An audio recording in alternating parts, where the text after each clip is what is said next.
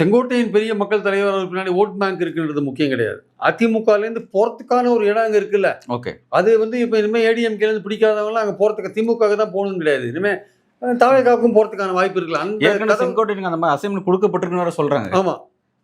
இல்லை செங்கோட்டையனை பொறுத்த மட்டும் அவருக்கு என்னன்னா பாஜகவில் ஒரு அசைன்மெண்ட் கொடுக்கப்பட்டிருக்கு அப்படின்னு நீங்கள் சொல்றீங்க. இல்லை செங்கோட்டையனுக்கு ஹஸ்பண்ட் அதிமுகவில் இருக்கிற அதிருப்தியாளர்லாம் இங்கே ஷிஃப்ட் பண்ணுங்க, இங்கே கூப்பிட்டு தாவேகா கொடுத்துருக்க அசைன்மெண்ட்.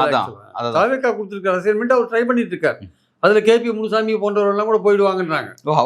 அப்படிலாம் கூட சொல்கிறாங்க சில பேர். அதனால் வந்து அது யார் போவாங்க யார் வருவாங்கன்னு தெரியாது. முன்னாள் மந்திரிகள் பல பேர் அவர் இழுக்கிறதுக்கான முயற்சிகள் இறங்கியிருக்காருன்றாங்க. பல பேர் அப்ரோச் பண்ணியிருக்காரு முன்னாள் மந்திரிகள்.